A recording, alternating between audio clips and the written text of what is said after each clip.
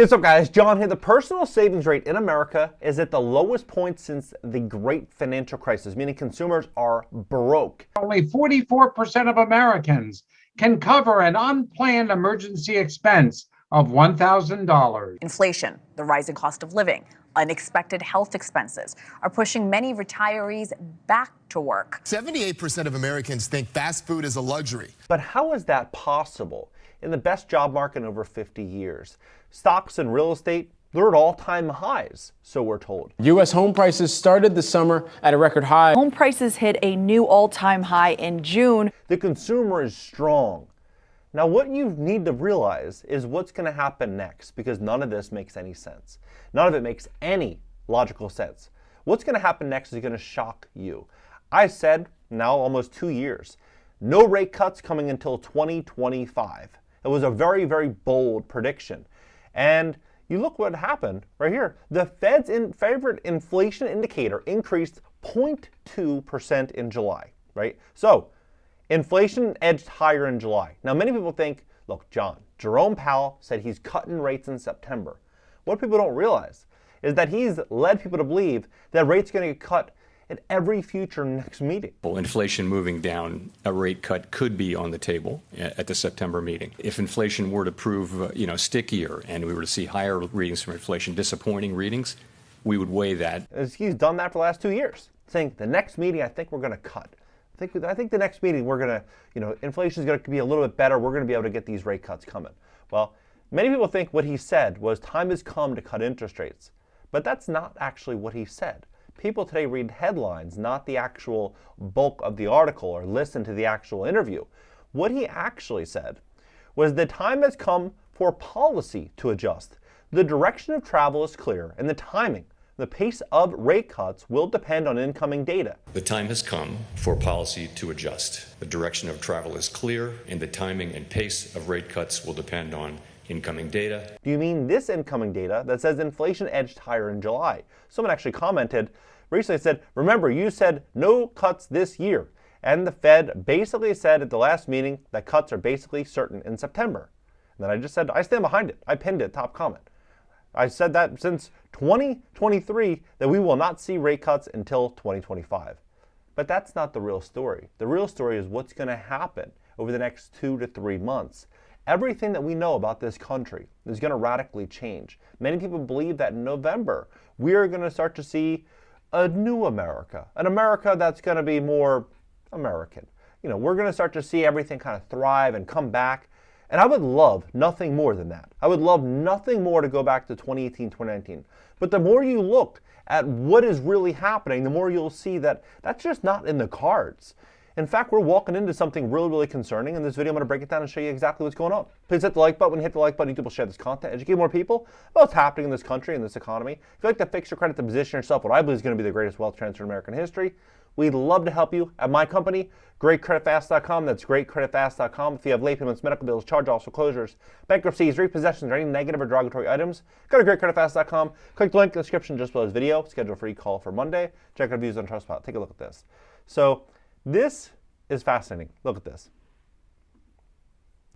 And I'm proud to announce it on your show is I'm calling for a suspension of credit card interest, fees, and penalties. Because right now... So you think about this. Calling for a suspension on fees and penalties and all of these different things. Many people are saying, look, this might not happen and we're going to go the other way. But just look at this. What I think is very comical is consumers don't realize what this actually means. There is no federal regulation on the maximum interest rate that your issuer can charge you. Though each state has its own approach to limiting interest rates, state usury laws often dictate the highest interest rate that can be charged on loans. But these often don't apply to credit card loans. This is bank rate. Came out April 18th. So they have this conversation that, look, we're gonna limit these predatory credit card companies. They're taking advantage of Americans. We have to limit their ability to stop charging all these crazy fees. But they don't tell you is that it's just going to be taken out of the interest rate. They're going to say, okay, look, we're going to take you from 27% to 30%, 32%, 35%. And what people don't realize is that let's say, for example, somebody has a $20,000 credit card balance, right? And interest rate's 29%. And let's say they're paying $500 a month.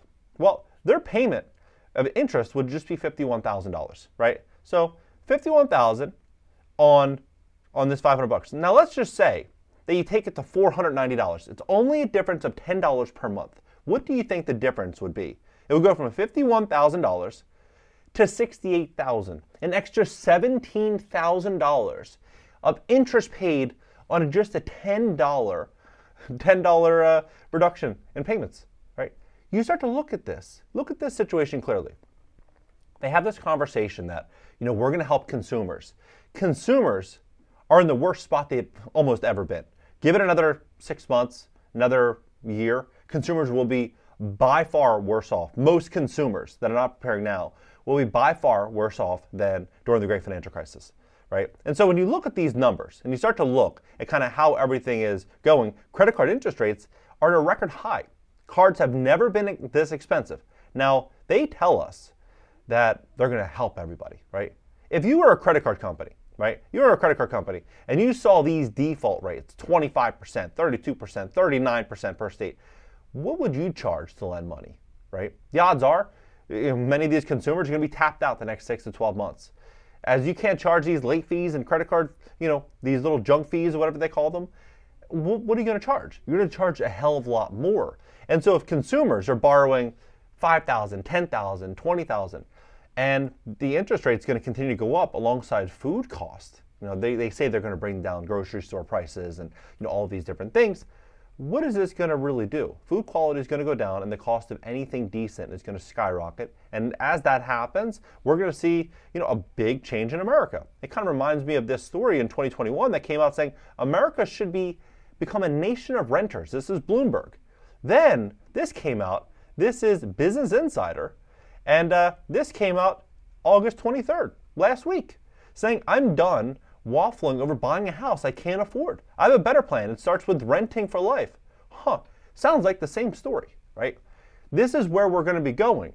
A dynamic in which the middle class and lower income basically hand everything off to the wealthy, right? But this isn't going to be something that's going to happen overnight. It's going to be a gradual change over the next year or so. Now, look at what's happening even in the car market. Signs of the times. Stellantis dealer offering entire inventory at a $100,000 discount to a wholesale buyer. I have to imagine there's more to the story, but this is still aggressive, right? We have 31 new vehicles. Please see the attached list. We are offering the entire group of vehicles for wholesale at invoice, less stock allowance, less holdback, less $100K. We are discounting this package of new vehicles, 100,000, right? This 15,000 views came out, 30 minutes ago. Now it's at 57,000 views. Now, look at this. It was humiliating. Evictions in these cities are worse than even before this, right? So you're going to start to see these defaults start to pick up. It's going to hit the auto market hard. You're already starting to see surge, 23% on repos, 23%. You look at, what's happening right now? The middle class is dead. Social media user claims $174,000 a year is not doing well. It's just the bare minimum to survive.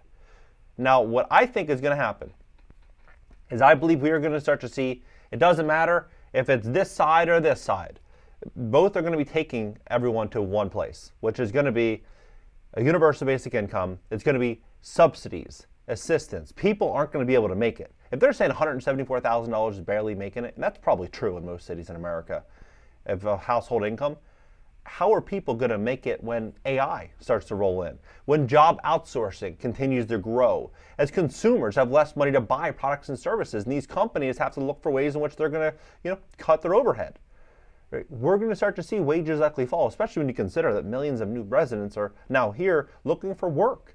Right? They're coming with, in many cases, no student loans, no car loans, no mortgages, no credit card debt. They're able to work for a little bit less, right? And that's why you're starting to see Tyson and a lot of these companies looking to hire some of this new talent, right? And they're doing it at discount rates with the WOTC tax credit, allowing them to write off upwards of $9,600 per year per employee, basically dropping their labor cost to records, to levels in which most people can't even comprehend. Talk like $10, $11 an hour. Most Americans need 20, 25, 30 in most places. to where they'd even show up, right? So you look at this. This is what I think is fascinating. Universal basic income is close to being a reality in one state. Now, I'm not saying everyone's going here. I'm saying that over the next year, 2 years, 3 years, I think there's going to be brought forward as more of a stimulus to help certain people that need it, right? And then it might grow a little bit more from there as the world gets harder and harder. But you want to definitely get in the top 10%, in income. Top 10% over the next couple of years. I mean, look at this. What I find fascinating here is when they say, is Trump embracing this, right? This is 4 years ago. Social media trolls reign in the Republican Party. Universal basic income won't make it America, right? They talk about this. Would he ever propose this? 2017, CBS News saying that basic income makes more sense. 2016, trying to associate him with that. Now, I personally think it's fascinating when you look at, even Kamala saying, we'll pay you not to work, right? This, August came out about 2 weeks ago. Now, when you have the everyday American taxpayer sitting in $268,000 in debt, and debt per citizen is $104,000, and the money that we're spending every single day and sending off everywhere, it's going to continue to just get out of control, right? So look at this. In 2021, it says Donald Trump calls Bitcoin a scam against the dollar. Even Trump knows Bitcoin is a scam. Bitcoin is a scam, right? So he's said this notoriously, that he believed it was a scam, and comparing it to the dollar. Now he is saying that he wants to do a strategic reserve, and this isn't something against him, but I'm just making a point here, because when you have Kamala saying that she also loves crypto, so you have both camps loving cryptocurrency, right? Both camps. It's really strange when you consider that, will the US dollar become a digital currency? 2024. 5 days ago, Wyoming is moving ahead with crypto payments digital dollar, right? 5 days ago. So you have all these changes coming, and over 100 central banks around the globe are exploring central bank digital currencies. This is from the IMF 3 days ago. So if you have 195 countries, and over 100 of them, so over half, you have way more than half of the world's population, because most of these are developed nations. You have India and some of these countries, over China, with over 1 billion people in them, right? So you look at how many people are going to be moving into, central bank digital currencies. What I think is actually going to be the easiest outcome will be where Bitcoin and crypto boom, maybe over the next year, 2 years, and then we start to see, inside of that boom and that excitement, we start seeing central bank digital currency, universal basic income, stimulus payments going out to certain demographics, and then that's going to continue to grow. But I do think that the rich are going to get a hell of a lot richer, because during this entire wealth transfer, we're going to see the middle class forced to sell off assets. We're going to see evictions skyrocket, a lot of mom and pop investors getting wiped out. We're going to see a lot of change unfolding, and it's going to get so much harder to hold on as they bring forward all these new solutions to attack these banks and these credit card companies. When these banks and credit card companies make the rules, they're gonna make out like bandits during this entire situation. What do you think about it? Drop below. Let's have a conversation about this. I wish this wasn't true, but at the end of the day, facts are facts. Let's have a conversation about this. And if you'd like to fix your credit to position yourself what I believe is going to be the greatest wealth transfer in American history and world history over the next couple of years, we would love to help you. If you have late payments, medical bills, charge-offs, foreclosures, bankruptcies, repossessions, any negative or derogatory items on your credit report, go to GreatCreditFast.com. Think about it like this. If you have bad credit right now and you're walking into the next year or two and you're hoping to get loans, you see where consumers are right now. Consumers, they're defaulting at levels in which we've never seen before.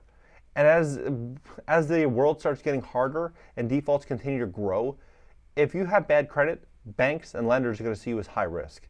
The better your credit score, the better your financials over the next 6 months, the next year, next 2 years, the way easier it's going to be to build wealth. So if you have any issues, we'd love to help you. At least give you a free consultation at GreatCreditFast.com. You can click the link in the description below the video, and check out our views on TrustPilot. Catch you next video.